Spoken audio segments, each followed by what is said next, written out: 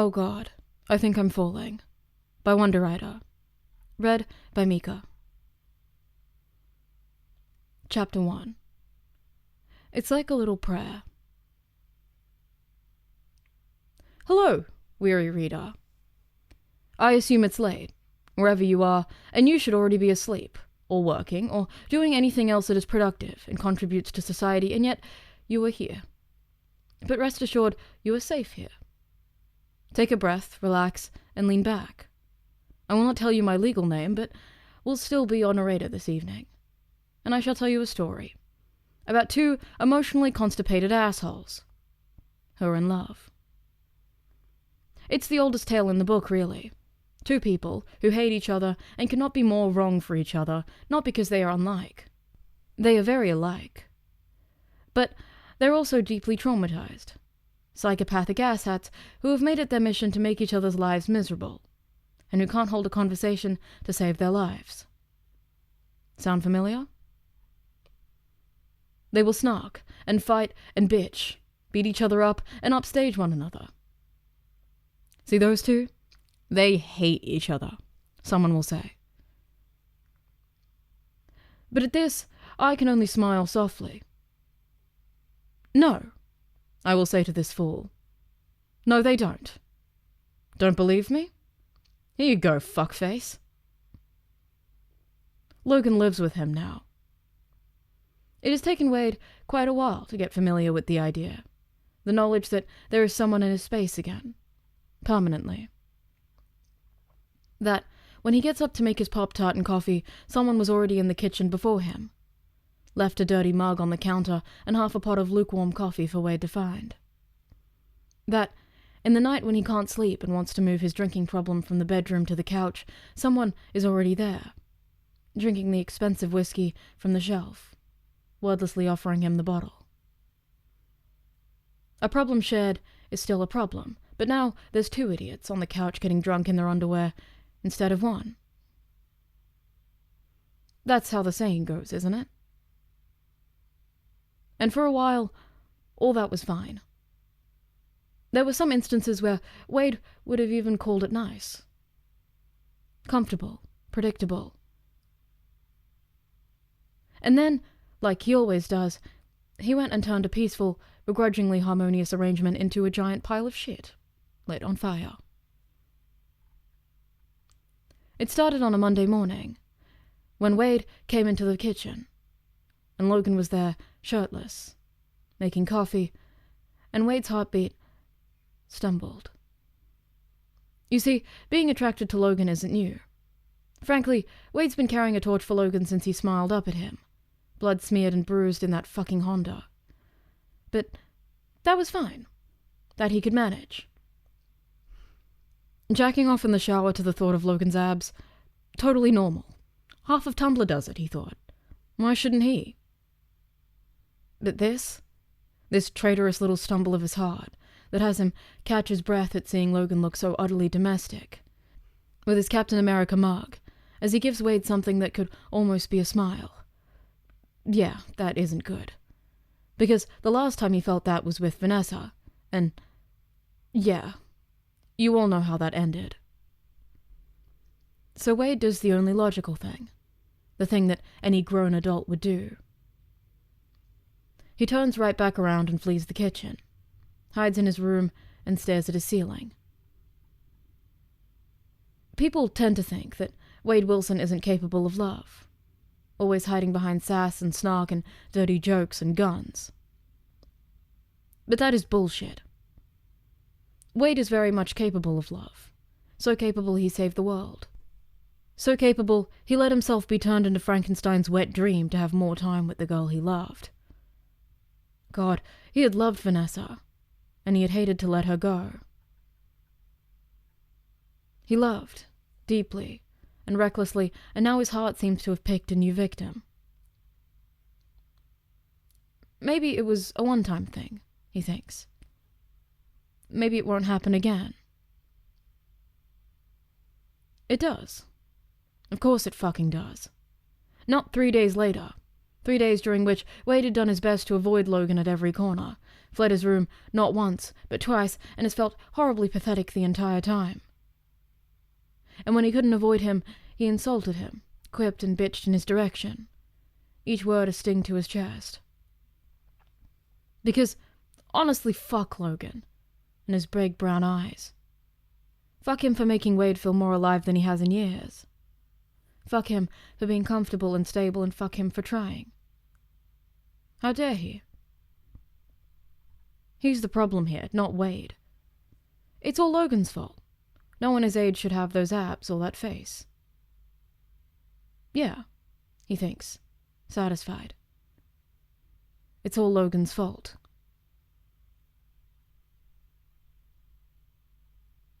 One time, Logan is in the kitchen, making lunch, something that looks like it was chicken a long time ago. Wade looks at him, standing there in a blue apron, looking down at the pan with a deep frown across his forehead, so focused on the charred remains of his chicken, with a concentration that is quite endearing, almost, and Wade's chest tightens. Fuck Logan for making him feel that. Yeah, fuck Logan. Nice and slow and... Nope, Wade, stop it. You know that chicken is already dead, he says. You don't need to kill it again. Marvel, Jesus Christ, can't you even make chicken? And we trust you to save the world. Some anchor being you are. Logan looks up at him, just for a second. Then he casts his glance down again. But there is a flash of something in his eyes. Shock, or maybe hurt, and Wade wants to cry. Wants to go to him, take it all back, apologize, but he doesn't. It's banter, he tells himself. Between hesitant friends, because that is what they are. That is all they can ever be. The next time it happens, while they're out fighting the bad guy of the week, some weirdo Marvel pulled out from the very bottom of the barrel that no one will recognize except the weird guy in the back of the cinema, who will gasp louder than strictly necessary and will annoy all those people who were just there to see Jackman's abs.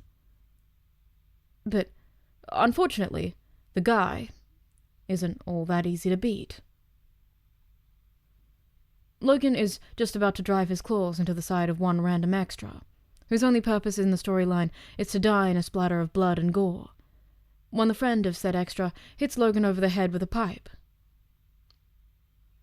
Logan stumbles, just for a moment, and Wade's heart stops, and he sees everything happen in cinematically unnecessarily slow motion. How Logan's eyes widen, and he hisses in pain and anger, and Wade has to physically stop himself from turning on the spot and running to him. Instead, he raises his gun and shoots Pipe Guy once, twice, 3 times. First right in the dick, then the heart, then in the head. By the time he's down, Logan has caught himself, straightens up, and finishes the job. Wow, you really are the worst Wolverine, aren't you? Wade snarls, and the insult makes the stomach clench in an uncomfortable way, because it couldn't be further from the truth. Wade! Negasonic shouts behind him. Behind you! Wade waves her off, favoring using his baby knife to tear through some red shirt's calf, who is running towards Logan. He stumbles and falls, going down with a shout, and clutches his bloody leg. Wade shoots him as he walks by. Serves him right, he thinks. He looks like the kind of guy who kills puppies for fun. Wade! She shouts again, and then he feels something heavy around his throat. The collar clicks shut, and suddenly, everything is heavy. His lung aches. He can barely breathe. He gasps for air. Then, there is a blow to the back of his head, and the last thing he hears before everything goes dark is Logan calling his name. He wakes up because someone punches him in the gut, which is rather rude, he thinks. Then his torso explodes in pain, and he doubles over, groaning. His hand, he notices, is tied in a pair of shakes that are anchored in the wall. In another life, he'd have made a joke about a sex dungeon, but right now he is a little preoccupied with being in pain. "Where is he?" the masked guy demands. "Nice mask," Wade comments. "Are you ashamed of your face, or are you played by someone who's really famous and the studio wants your reveal to be a surprise?" "Where?" punch to the gut. "Is," punch to the chest. "He," punch to the throat. "Who?" Wade croaks. "Logan," Maskman snarls. "How the funky would I know?" Wade answers. "I'm not his babysitter." "We know you're close. They said he'd come for you, if we took you." Wade laughs, half in disbelief, half genuine amusement. "Who told you he'd be coming for me?" The guy doesn't answer. "Was it some dipshit on Reddit?" Wade croons. "You can't trust those people. He isn't coming for me. He's probably already home, drinking on the couch." The realization hurts more than the punches. Logan isn't coming for him. No one is coming for him. It's quite sad, really. And until now, Wade never thought about it, but he is the one that comes for people. He's the one who shows up, guns blazing, but no one will come to help him, because they don't think he needs help. Wade prides himself in being fine on his own, and usually he is. But usually there is no anti-superpower collar around his neck, slowly killing him, brought back by lazy storytelling and lacking creative talent.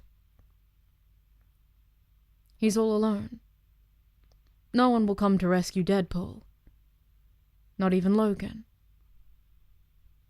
Especially not Logan.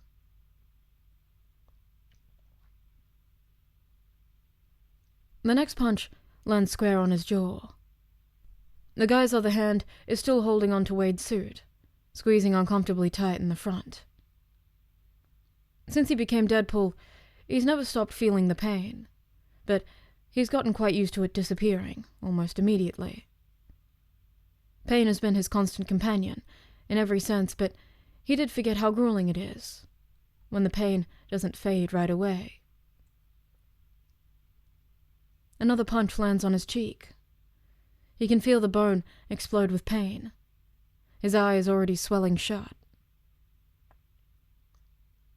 "Well," the fucker whose name Wade still refuses to learn snarls.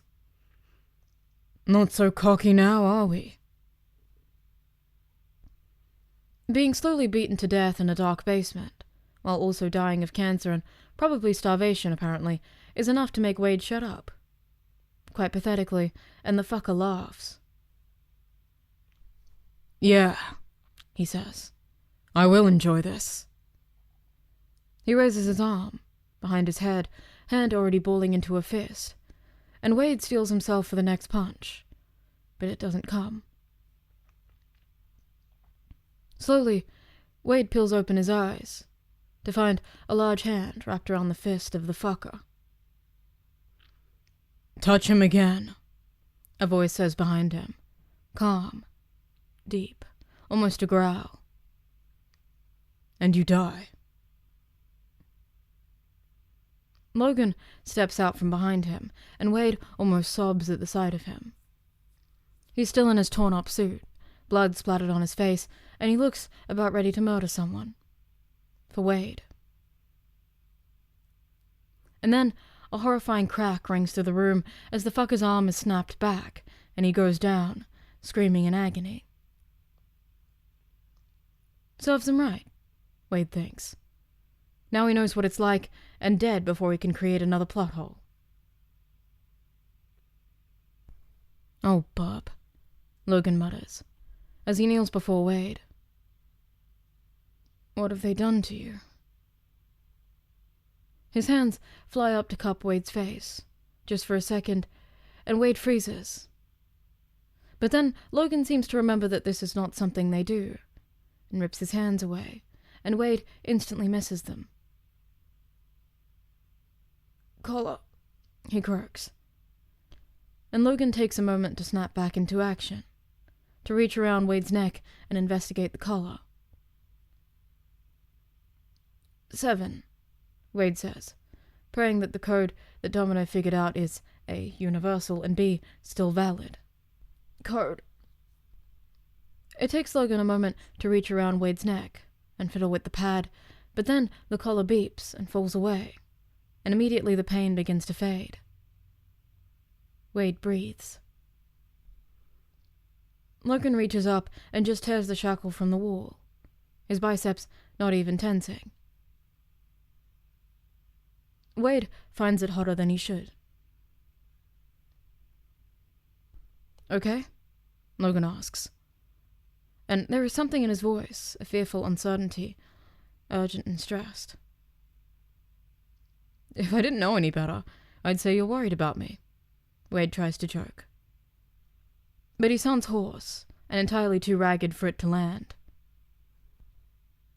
Logan's face twists into something painful, and he turns away, looking down at the dusty floor beneath them. "Oh my God," Wade says. "You were actually worried about me." Logan still doesn't look at him. "You missed me," Wade says gleefully. "And you worried, and you wanted to save me, so you came to look for me, like a knight in mustard yellow—" He doesn't get any further, because Logan growls and raises his head, wrapping his large hand around Wade's chin, and smashes their lips together. For a moment, they both freeze, unsure of what to do next, and then Wade moves their lips ever so slightly, and suddenly they fit right together. Right, blood-smeared lips, slotting together like pieces of a puzzle. Wade reaches up to wrap his arms around Logan's shoulders, and Logan seems to take that as a sign to deepen the kiss further, cupping Wade's face firmly in his hands, letting his thumbs run over Wade's cheekbones, over the rough skin, bumpy and imperfect, brand-marked by life and fate and all of that shit. The shackles still dangle from his wrist. Maybe they can take it home and use it again. Ever since that Honda, Wade wanted to know what it would be like, being tied up by Logan, fully in his control, giving himself up to him. Logan's hand wanders down and gently rests around Wade's throat. Wade whimpers into Logan's mouth, and he can feel Logan's mouth stretch into a smirk. "You like that, yeah?" he mutters against Wade's lips. "Shut up," Wade whispers back. Then Logan moves back just an inch, still sharing Wade's space, breathing the same air, staring at him from wide eyes, pupils blown, his breath going heavy. They stare at each other for a moment. They're in uncharted waters now, and neither of them know what to do next. It's like the script of cliché tropes they followed up until now has been thrown out the window of a moving car, and they're on their own now, no longer governed by a higher power, a rider showing them the way. And they have to figure it out, Wade thinks, because if they don't, this whole thing might implode around them. This isn't something you walk away from and never talk about ever again. "So," he says, raspy. "What?" Logan shakes his head, almost fondly, with a half smile that Wade finds adorable, before he moves back in and kisses Wade again, softer this time, gentler, like Wade is actually something precious that Logan feels the need to protect, to treat carefully, and Wade's heart almost explodes. And this, dear reader, is where we leave them. Pan the perspective out. One last shot of them, still sitting on the dirty floor of a basement, wrapped around each other, kissing, smiling, happy to have found each other. See? I told you they don't hate each other. And now go read something else. Or better even, do something productive.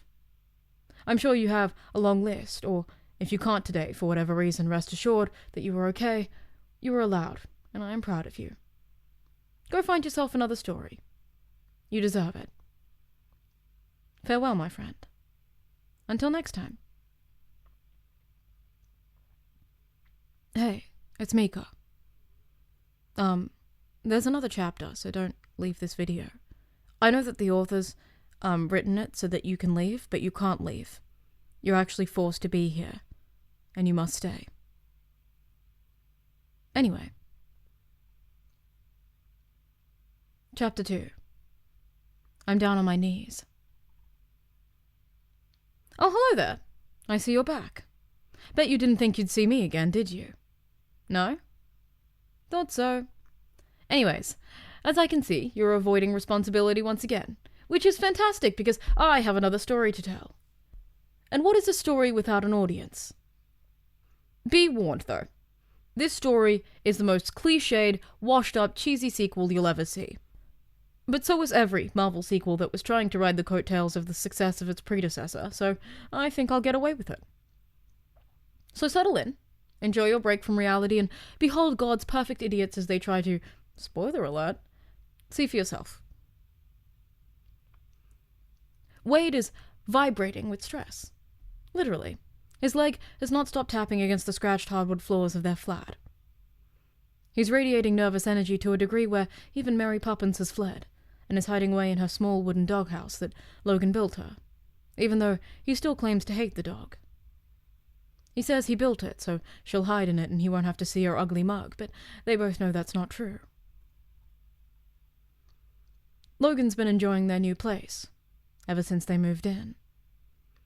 Being a merc is still pretty profitable, even when adjusted to inflation, and living with Al got too crowded after a while, so they decided it was time for a new place. They still visit her occasionally, but not having to glance over their shoulders every time they have sex anywhere they're not technically supposed to is a win. Another big plus of their new home is the kitchen, and even though Wade has worked hard to maintain the image of not even being able to make Pop-Tarts so that no one ever expects him to cook, he actually can make a basic meal. Which is exactly what he's trying to do right now. Emphasis on trying. The pasta is forming a suspicious clump at the bottom of the pot, which is not what the online recipe he picked calls for. He sighs, while frantically stirring the pot. The clock on the wall ticks away mercilessly. Logan will be home soon, and Wade is running out of time. He may have to settle for takeout after all.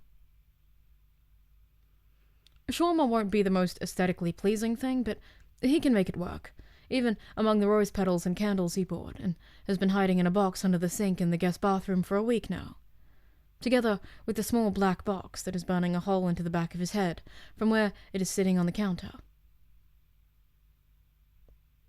The ring is simple, made from adamantium, nearly indestructible, but no fuss. No unnecessary flash or detail, much like their relationship. God, he's starting to sound as cheesy as the romance novels Vanessa used to like too much. If this gets any worse, he may as well serve himself, on a deep dish pizza. For a moment, he considered getting Logan a ring pop, like Vanessa all those years ago, but he tossed the thought just as quickly. Back then, he had been still half a child. Not that he is more mature now, no way, and it had been half a joke as well. That she had said yes had been a miracle. Now it is decidedly not a joke. Wade was surprised when he first caught himself with the thought.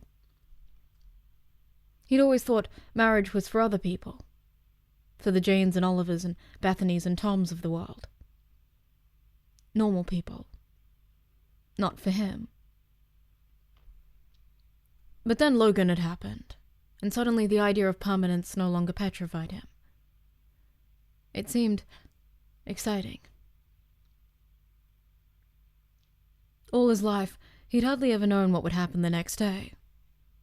He'd wake up and not know if he'd see the end of the day, if he'd end up in someone's bed, in the hospital, or in a coffin. Now, he knows he'll live. Literally, he's impossible to kill.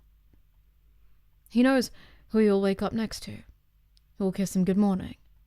He knows what his coffee will taste like, and he knows that he will get a blowjob in the shower. He knows who will kiss him hello when he comes home, covered in someone else's blood, who will toss him a clean shirt, and who will lie next to him in bed as they fall asleep. What seemed like a horrible bore, the washed-up idea of a warped American dream, now has become his comfortable reality. And Wade had found he liked it. And so, he had gone and bought a ring. And now he's here, in their shared kitchen, trying to cook pasta for their anniversary meal so he can propose to his boyfriend. God, if 2015 Wade could see him, he'd slice him clean in half, and then he'd jack off at pictures of Hugh Jackman on Pinterest. The pasta still has not unclumped. It's 20 to 8. 20 minutes until Logan gets home from his knitting circle. When he'd first told Wade about it, Wade had been sure he'd finally had that cocaine-induced stroke. But then Logan had presented him with the slightly wonky tea cozy he'd made, and Wade had just shrugged and just decided to let it happen. Everyone needs a coping mechanism, right? And honestly, for someone who earns his income hunting down people even too criminal for the mob and turning them into shish kebabs, Wade thinks Logan picked a good one. Also, he'll never have to buy socks ever again. Win-win. He glances into the pot. The noodles are officially past saving. Maybe he needs to take the humble brag about his cooking skills back. Right, he says, to no one in particular. Shawarma. He turns off the stove because he is a responsible adult now, and skips over to Mary, who is still in her house. Fear not, Puppins, I'll be back soon, he promises her, which she rudely doesn't acknowledge. Typical dog. You rescue her from the guy out of the Yankee Candle commercial, and this is what you get. The air out is chilly, far more than he expected. Leaves blow around his feet in a dramatic perspective shot, which is utter bullshit because there are maybe 4 trees in the entire neighborhood. The plastic takeout bag weighs heavy in his hand as he carries it home. And he curses himself because suddenly he has a lot of time to think, and that was particularly the thing he tried to avoid all week.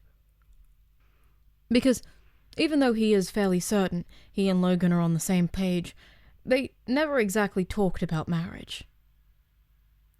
See, no matter how sure he is, there is always the possibility that Logan could say no. And what then? What if he does? What would they do now? Break up, right? Wade is by no means an expert when it comes to relationships, but he is fairly sure that there are a few situations that will cause even the best relationships to go up in flames. And turning down a proposal is surely one of them.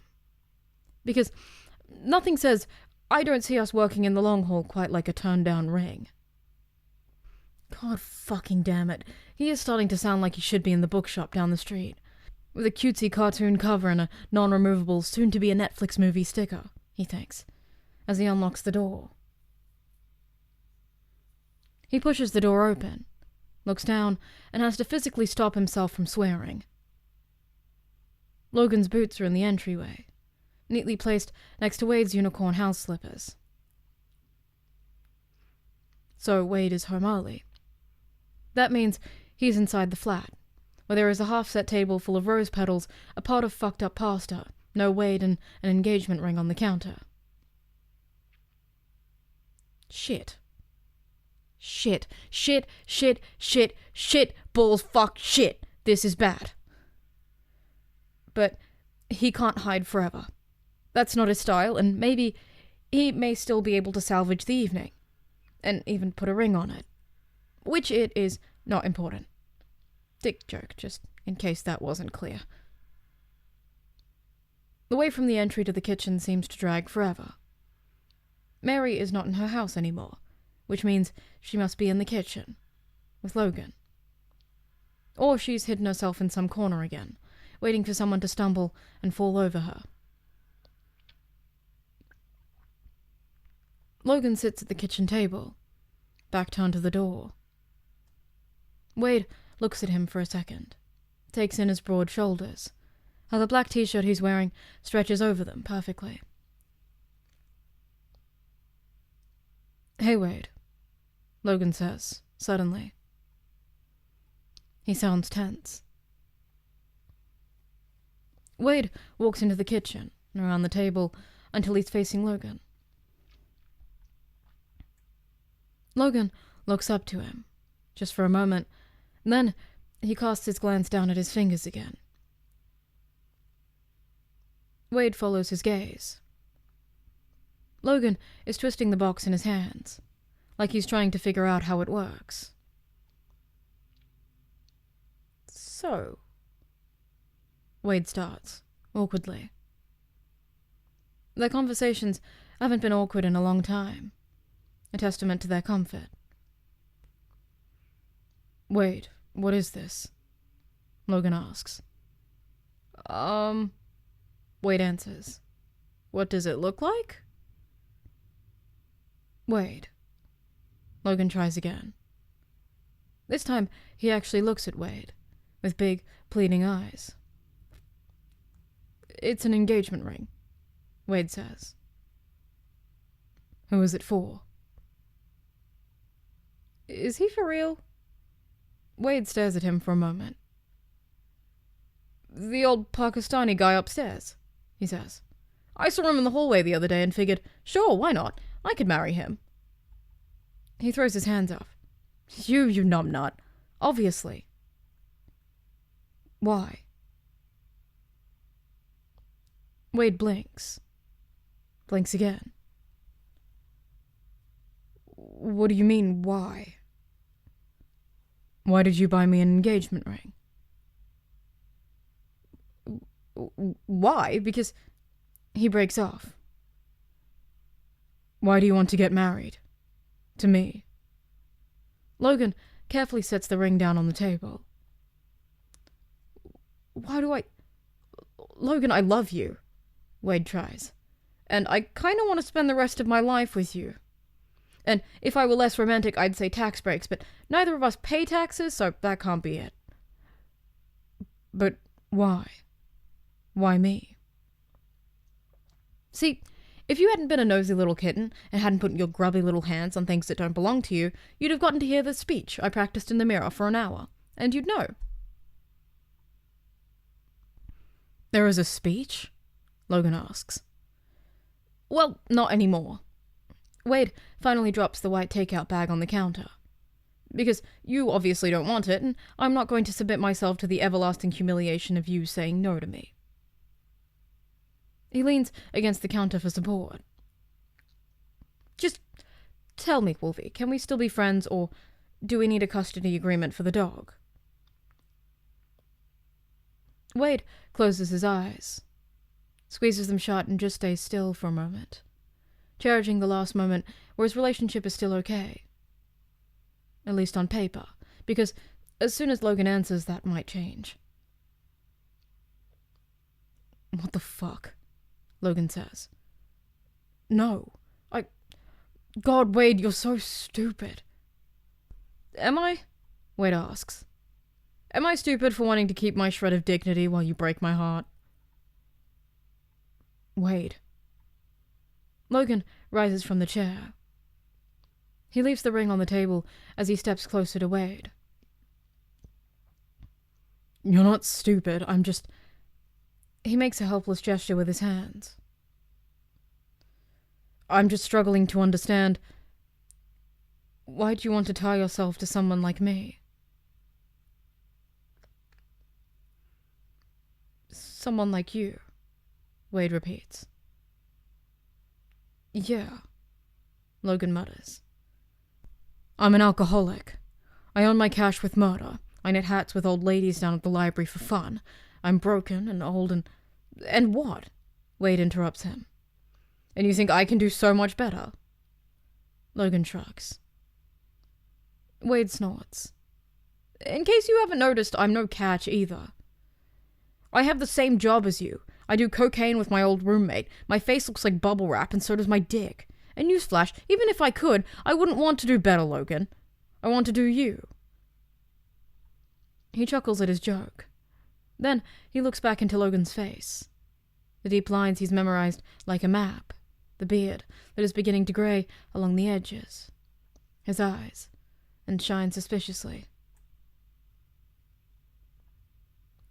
Wade reaches up to cup Logan's cheek. I love you, he says, and I want to marry you because you make me happy, and a wise man once told me that if you have something that makes you happy, you should tie it down. He cocks his head. I think he may have been talking about bondage, but you get the picture. He trails his thumb from Logan's cheekbone to his brow and back. I want to marry you, because you came for me when no one else did.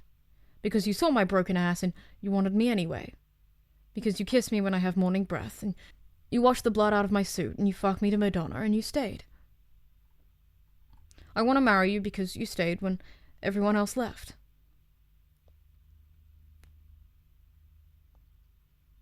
Yes, Logan says. Wade blinks up at him, confused. What do you mean?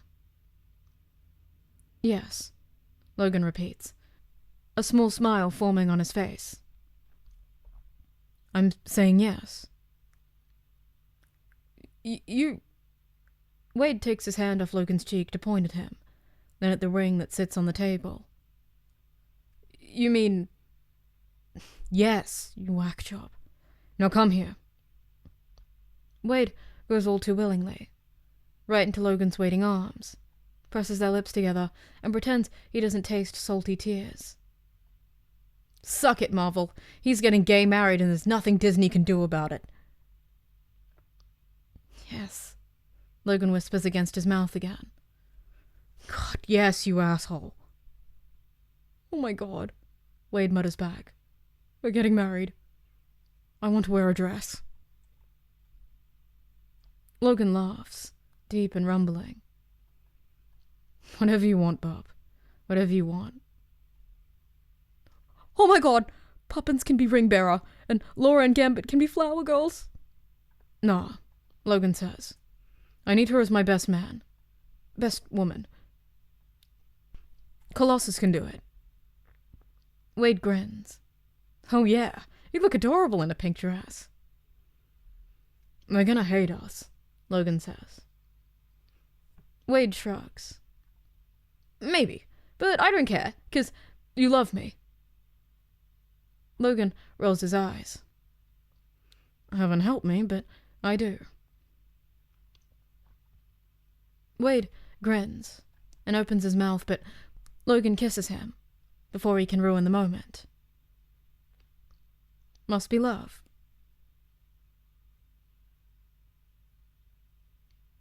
There you have it, dear reader.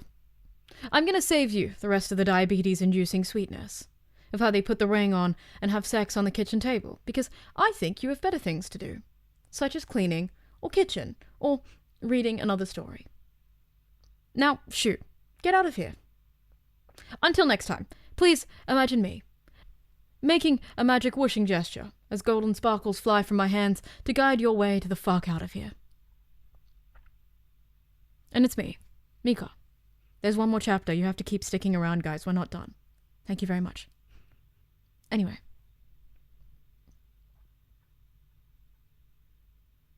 Chapter 3. I want to take you there. Yeah, I'm back again. Look at me. Yet another narrator who let go of his morals and is making yet another sequel. But you know what? I blame you. Your praise inflated my ego in a dangerous fashion, leaving me with no moral compass or original narrative material, desperately trying to chase the praise you bestowed upon me. You asked to hear about their wedding. Well then, call me AO3 Jesus, because your prayers are getting answered. See what you did to me? You made me give myself nicknames.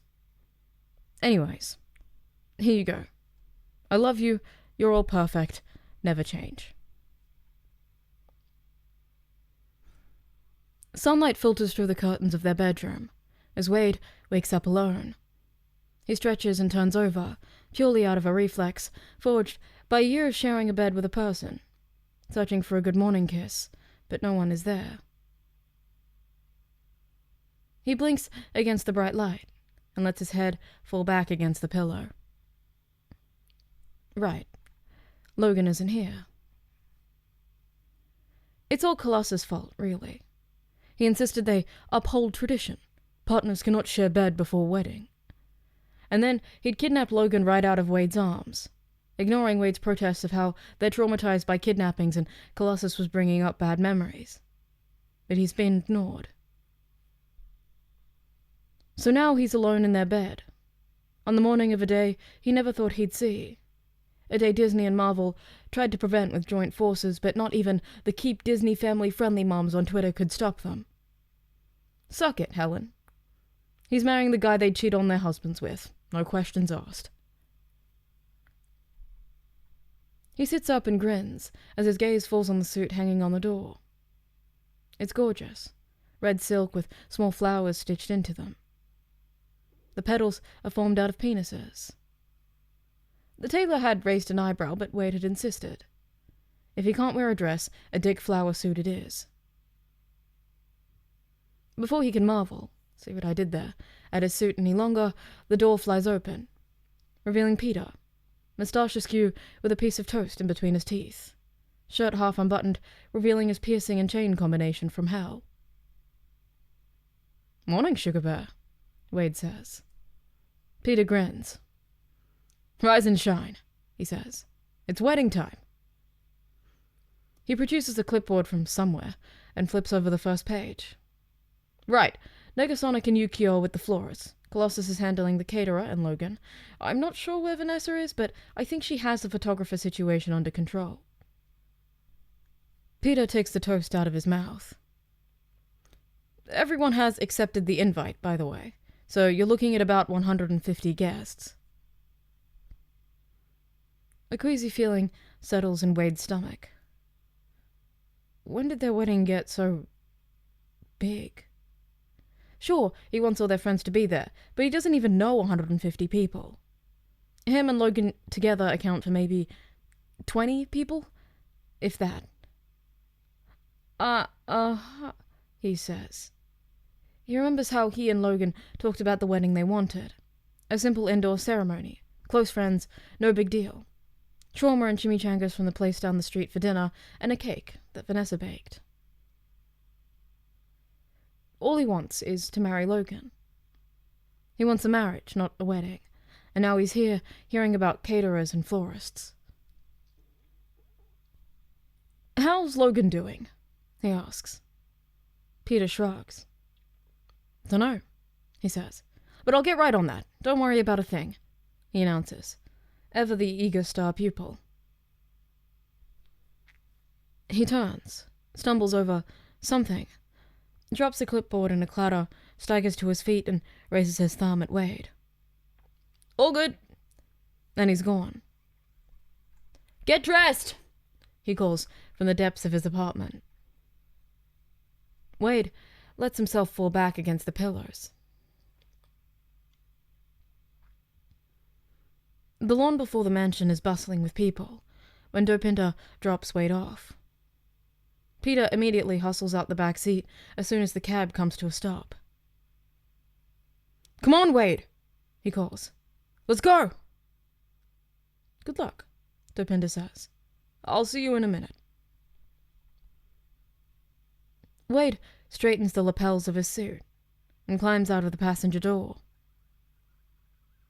He lets his gaze run over the people gathered on the lawn. He doesn't know most of them, he realizes. White chairs have been arranged in 2 blocks, leaving an aisle in the middle, on which Yukio is spreading rose petals. At the end of it, a small stage has been built, a flower arch stretching behind it, yards of white tulle lazily floating in the breeze. It's all terribly, terribly tasteful. And it's so not Wade or Logan. It's someone else's dream wedding, he's sure. Somewhere out there is a Kathy or an Emma dreamily flicking through a bridal magazine, imagining exactly this. Old mansion, tasteful, expensive decor, guests in funny hats. It's what Disney thinks the perfect wedding looks like. Too bad Wade is not Cinderella. He looks up at the mansion. Somewhere in there is Logan.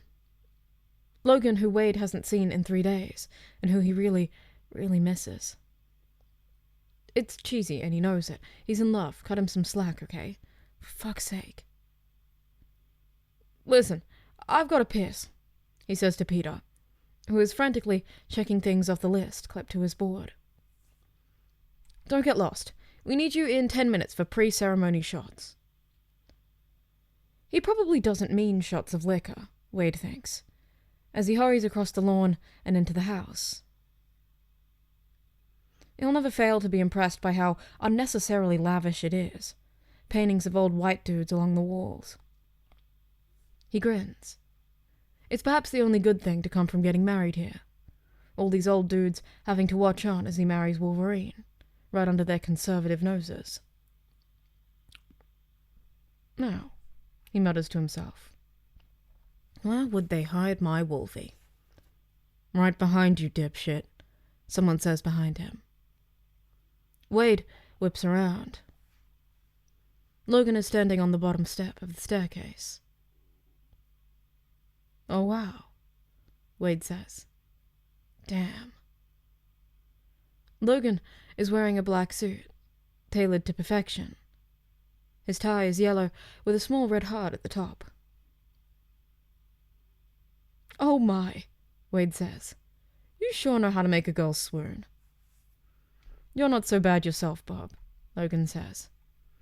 You're not supposed to be here. How'd you get past Colossus? Didn't see him. I escaped my evil chaperone Peter with a cunning ploy to come find you, my love, Wade says. Logan walks down the last step. You told him you had to go piss, didn't you? It's heartwarming that you know me so well, Wade says. Now come here. God, he missed Logan's kisses. Have you seen the garden? Logan asks, when they separate. Yeah, Wade admits. Our friends kinda did outdo themselves, huh? I don't even know about half the stuff they've got going on down there. Logan wraps his arms closer around Wade's waist. I'm sure they mean well, but I don't want any of this, Wade says, gesturing around. Outside the window, he can see Colossus carrying a massive balloon arch down the aisle. Logan looks at him, a flash of hurt in his eyes.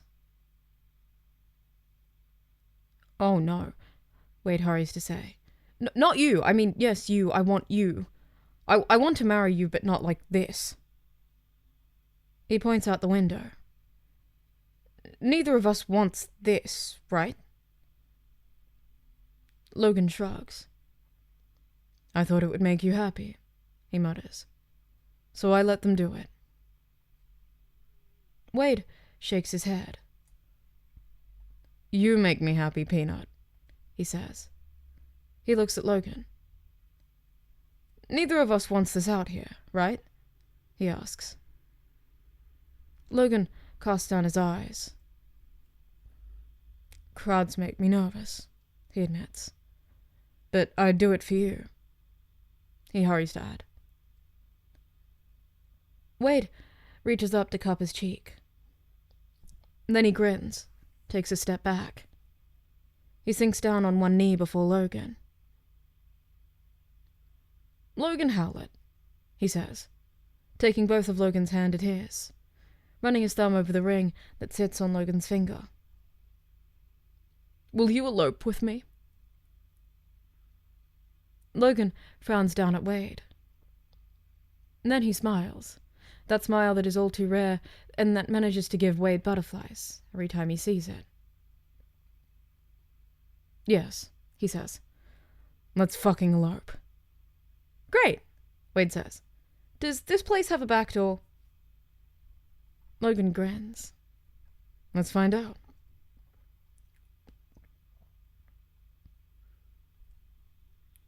The place does indeed have a back door. It leads to a large parking lot. Isn't that convenient writing? A back door leading to a lot full of cars they can hotwire.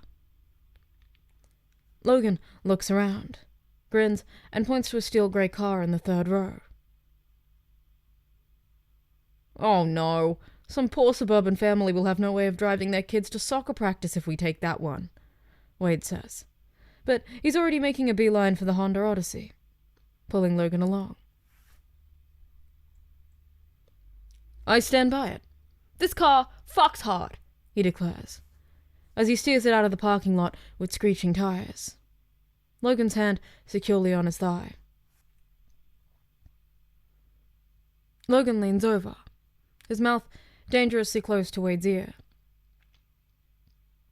After we're married, I'll fuck you hard, he whispers in Wade's ear. Wade almost steers the car into a ditch. After they're married. Is that a promise? He asks. Logan just presses a kiss to his ear and leans back, holding on to Wade for the rest of the way. Hi, he says, 10 minutes later, to the bored-looking woman at the courthouse's reception desk. We'd like to get married, please. She looks up from her magazine, frowns and shrugs. Sure, she says. Draw a number and wait there. She points to a row of uncomfortable-looking chairs. Right, Logan says. Do you think they've noticed we're gone? Wade shrugs. Not sure, actually. We somehow seem to have become the least important thing about our wedding, so it is entirely possible they haven't even noticed. Maybe, Logan says, as he crosses his legs, settling in for a long wait. I like this better already. The waiting room is nearly empty. 2 women are sitting on the other side of the bench, but not together, like they are, so they're probably waiting to get their licenses renewed or some bullshit that hopefully won't take long. Number 28, a guy calls from the side of the room.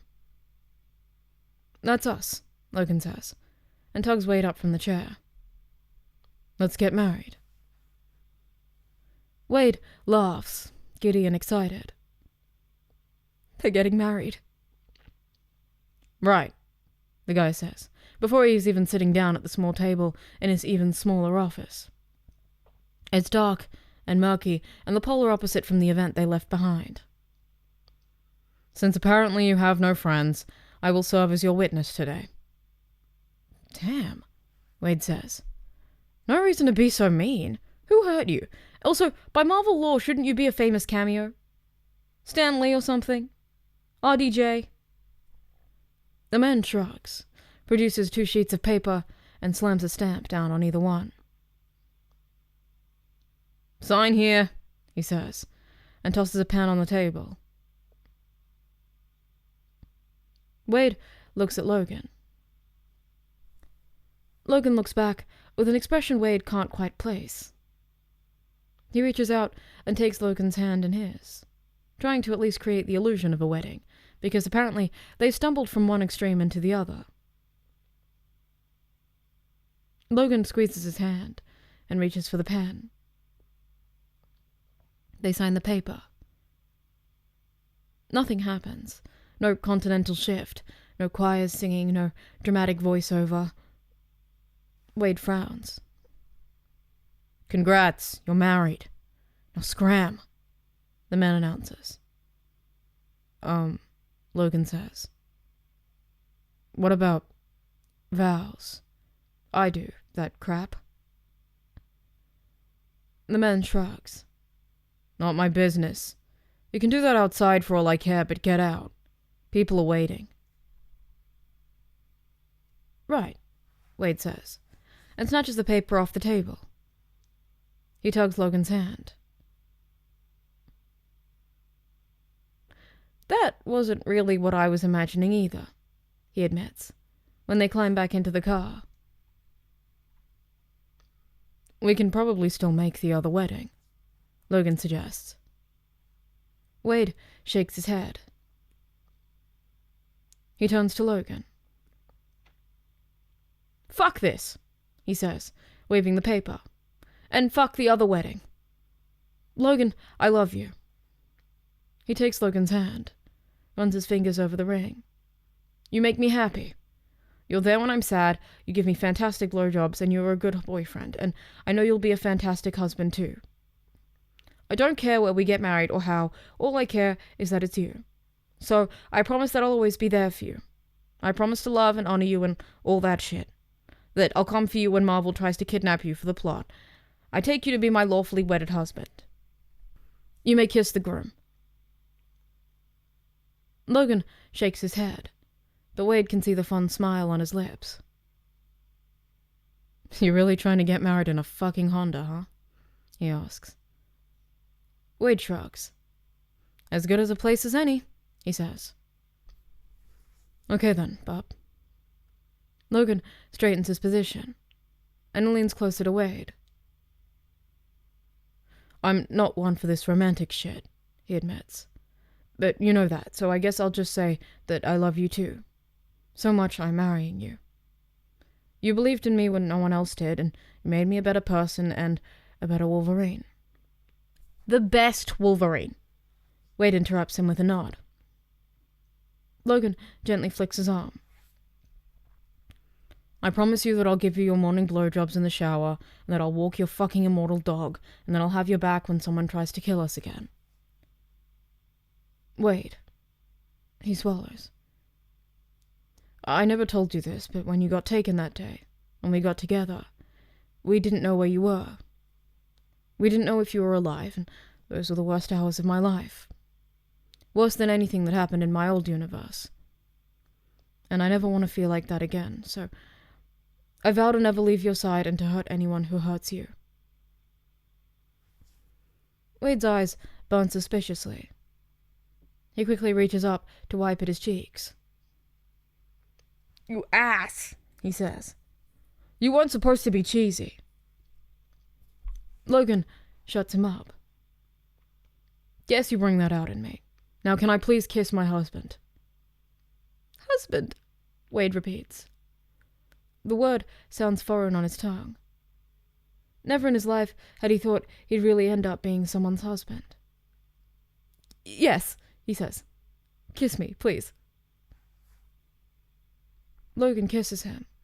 He dives around the console of the car, wraps his hands around Wade's face and presses their lips together. Shit, Wade whispers. You really married me? Yeah, Logan mutters against his lips. I did. Thank God, Wade answers, and pulls him closer. Want to do it in the back seat? Logan laughs, deep and happy. Later, absolutely. Wade can see the gears shift in his stomach, but Logan doesn't seem to mind. Should we go back, or, send a text or something? He asks. Logan shrugs. We can go back. In a minute. I'm not done kissing you, though. Good call, Wade grins, and closes their mouths together again. Logan's hands begin to wander, over Wade's neck and down to his lapels. Suddenly, he falters. Hey, Wade, he asks, slowly. Are those dicks on your suit? Logan asks. Wade grins. Modeled after yours, of course. It's too late to divorce you, isn't it? Logan asks, a long-suffering look on his face. Wade's grin widens. Sorry, Peanut. You aren't getting rid of me anymore. I think the writers are done with us after this, so we'll be immortalized like this forever. No divorce, unless someone starts writing fanfiction about us. But then again, this is already fanfiction, so that would be fanficception. And I think... Logan kisses him. You talk too much, bub, he growls. Wade boops his nose. Yeah, but you like it. I mean, you married me. Logan rolls his eyes, but he can't help the smile. Yeah, he says. I did. Dick suit and all. And yeah, my darling readers, there you have it. Let us roll the credits, biopic style, with a short clip of everyone, ending in a quirky still. Peter had a small heart attack when he discovered he lost the grooms. He had to get his piercings removed to allow for a pacemaker. He's okay. Negasonic and Yukio are kind of happy the wedding didn't happen. They tried to tell Colossus he overdid it. They just wonder what they'll do with the balloon arch now. They will live happily ever after, though. Colossus is still angry. Wade and Logan bailed his perfect ceremony. He always wanted to plan a wedding, and he was very excited. He doesn't think he overdid it. He will keep the balloon arch in his room. Vanessa is just happy it's all over. She wasn't that excited about having to watch her ex marry someone else anyways. Marcus, the guy from City Hall, who was indeed played by Ryan Gosling, continued his miserable existence, ruining other people's weddings. He never found love, and he doesn't think other people deserve to be happy while he's not.